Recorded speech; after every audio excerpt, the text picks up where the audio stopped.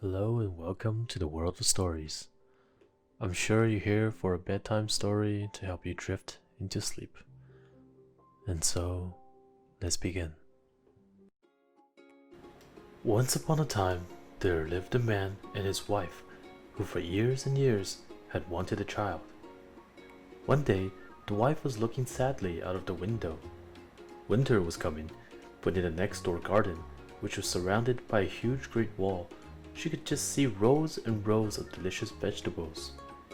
In particular, she could see a huge batch of Rapunzel, a special kind of lettuce. Her mouth watered. It looked so fresh and green.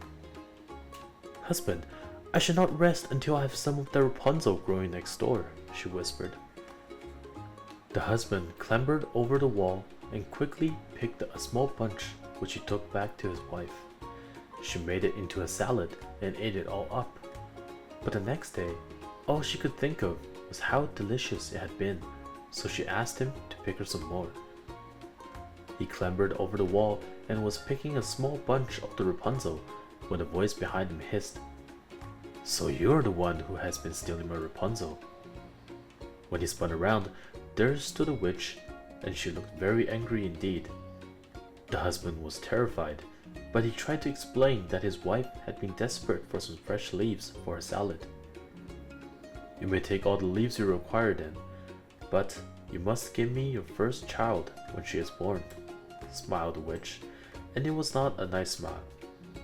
The husband was greatly relieved, however, for he knew that there was little chance of his wife ever having a daughter, so he fled back over the wall, clutching the bunch of Rapunzel. He did not tell his wife of his meeting with the witch, for he thought it would only frighten her, and he soon forgot all about his adventure. But it all came back to him when 9 months later, his wife gave birth to a beautiful baby girl.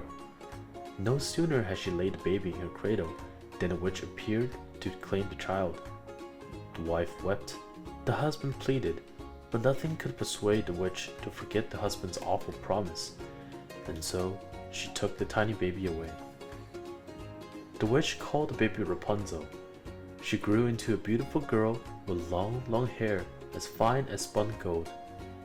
When she was 16, the witch took Rapunzel and locked her into a tall tower so no one would see how beautiful she was.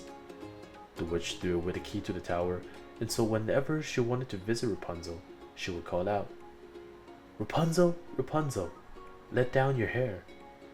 And Rapunzel would throw her golden plait of hair out of the window at the top of the tower so the witch could slowly scramble up. Now, one day, it happened that a handsome young prince was riding through the woods. He heard the witch call out to Rapunzel, and he watched her climb up to the tower. After the witch had gone, the prince came to the bottom of the tower, and he called up, "Rapunzel, Rapunzel, let down your hair." And he climbed quickly up the shining golden plate. You can imagine Rapunzel's astonishment when she saw the handsome prince standing in front of her, but she was soon laughing at his stories. When he left, he promised to come again the next day, and he did. And the next, and the next, and soon they had fallen in love with each other.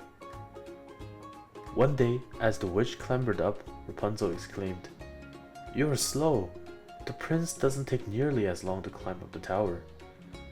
But no sooner were the words out of her mouth than she realized her terrible mistake. The witch seized the long, long golden plate and cut it off.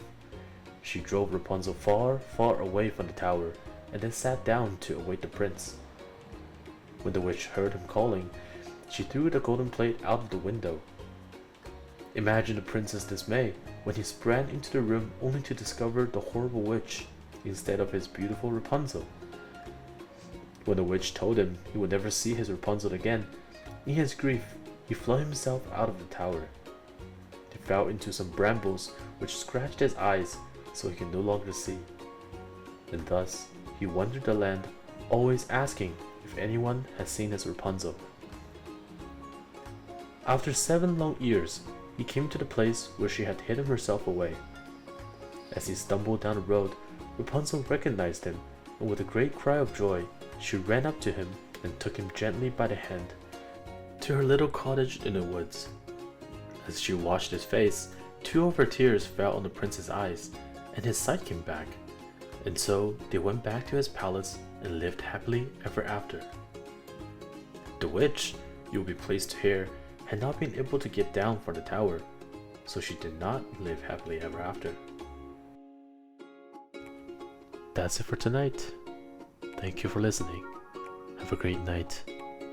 Please like and subscribe if you like my contents. I shall update daily and continue with my best efforts. Good night.